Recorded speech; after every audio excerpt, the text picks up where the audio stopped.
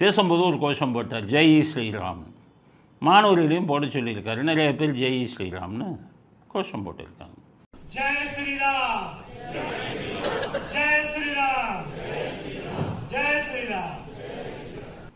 இது திராவிட கூட்டம் பார்க்குறான். இவனுக்கு வயிறு எரியுது.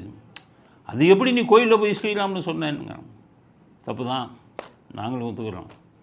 கல்விங்கிறது பலதரப்பட்ட மாணவர்கள் படிப்பாங்க. பள்ளிக்கூடத்தில் பலதரப்பட்ட மதத்தை சேர்ந்தவங்க படிப்பாங்க. என்றைக்குமே பள்ளி மதம் சார்ந்த இடமாக இருக்கக்கூடாது. அதுதான் எங்கள் கொள்கை. கிறிஸ்தவ பள்ளிகள்லாம் இருக்குது, அங்கே கூட கட்டுப்பாடுகள் இருக்குது.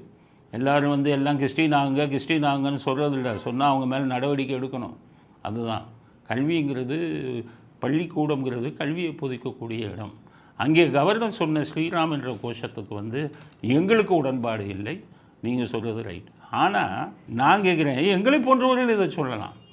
திராவிட மாடல் உங்களுக்கு அருகதை இருக்கா? உங்களுக்கு தகுதி இருக்கா? இதை சொல்கிறதுக்கு உங்களுக்கு தகுதி இருக்கா? அந்த விடுதலை சிறுத்தைகளை சேர்ந்தவங்க கவர்னரை தூக்குங்க, வீரமணி கவர்னர் தூக்குங்க. இல்லை, உங்கள் எல்லாருக்கும் தான்ப்பா கேட்குறேன். உங்களுக்கு என்ன தகுதி இருக்குது?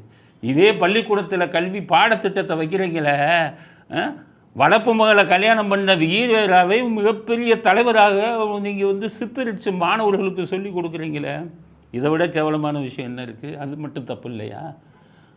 எப்படி ஒரு மனிதன் இருக்கக்கூடாதோ அப்படி வாழ்ந்த ஒரு மனிதரை பெரிய தியாகியாக காட்டுறீங்களே.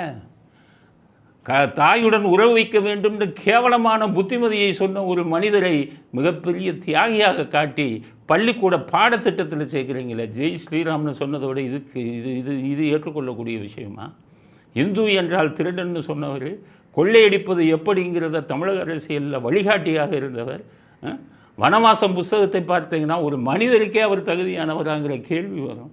இப்படியெல்லாம் இருக்கக்கூடிய கருணாநிதியை இந்திரன், சந்திரன், உத்தமர் அப்படின்னு பள்ளிக்கூட பாடத்திட்டத்தில் நீங்கள் கொண்டு வரீங்களே, அது மட்டும் ஏற்றுக்கொள்ளக்கூடியதா? அதனால் ராமர் ஒருவனுக்கு ஒருத்தின் வாழ்ந்த உத்தமர். ராமரையே சொல்லக்கூடாதுங்கிறால ஈவேராவையும் கருணாநிதியும் சொல்லி கேவலப்படுத்திக்கிட்டு இருக்க ஜென்மங்க நீங்கள் எல்லாம் ராமர் கோஷம் போடுறதுக்கு எதிர்ப்பு தெரிவிக்க உங்கள் எவனுக்குமே தகுதி கிடையாது.